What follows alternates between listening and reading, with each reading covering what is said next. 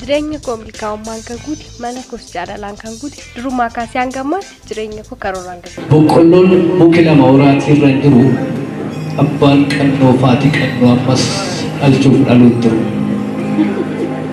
Maaramiitu kenna maaramtu guddisaa baay'achuun ijoollee maaf nama yaaddessaa. Ijoolleetu baay'atee maaliif namni jibbaa akka seera waldaa toloruu eebbaa.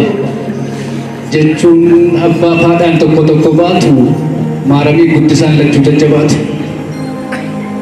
Inni dhalchuun nuuf isheen ta'uun dittu ijoollee laashofteetti maaram qotteen fiddu. Ijoolleetu baay'atee maaliif namni jibbaa akka seera waldaa toloruu eebbaa. Jedha abbaan qannoo, abbaan guutamaa, abbaan burqaa, abbaan oolumaa. Inni kaan heerumee fuudhee dhala dhabee qofaa gongumaa dhala dhabuu isaatiif waaqayyootti gaddee akka uummoo aadaa deema. Kan waaqayyoo kun akkuma takkisaayyuu silaan galu nama kun abbaan qannoo cidii ati toora naqee guddisa isheetti maaramiitti waama. Ijoolleen koo galteetti gabaa keessa battee maaliif boossi waan nyaattu dhabdee dhufuutu rukutee dhuftee cabdee jedheen beeku waa'een isaa nan galchuudha. Akka inni yaadutti dirqamni isarra jiru ciniinnatanii madaalchuudha.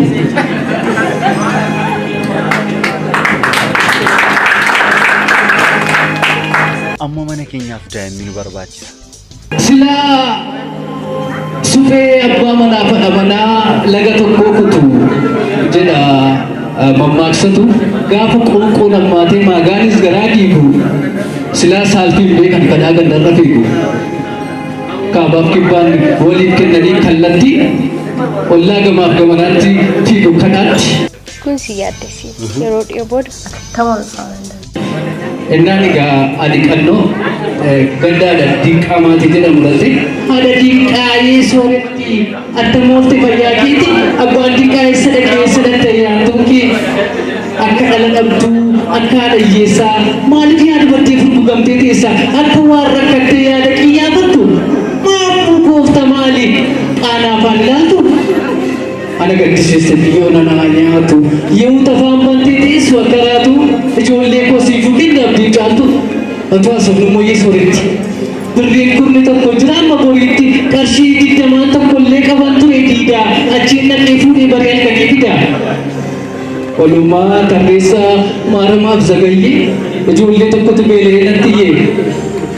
Tottobaa fi addaamuu burqaa bashannaa fi boqqolloolleen bitee amma ceekennaa fi jettee shannaafiitti xumurte walumaa irraa jalqabde qarshii 10 argachuuf waa 9 lallabde qarshii 10nis argattee fudhattee qalqalloo gabaatti qaarite barbaacha boqqolloo gabaa keessa deemte asii fachi ilaalte boqqolloo jagurguddaa barbaaddee argite meeqa boqqolloo gatii isaa gaafatte akkuma isaattuu wacaane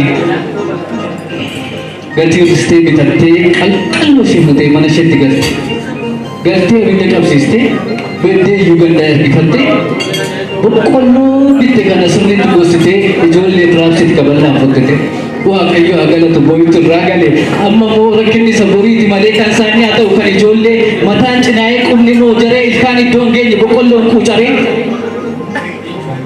akkas akkasii jiraatu jireenya abbaa cancaree gaafa ijoolleen waggaa 5 geessu tokko 50 tokko 100 facaasanii kaabaaf kibbaan tokko mucaa baachuu tokko bubbii raasuu tokko immoo tikatti ilmaan dhala isaanii ergu rakkinatti tikeetii Itoophiyaaf walitti deebina barbaada.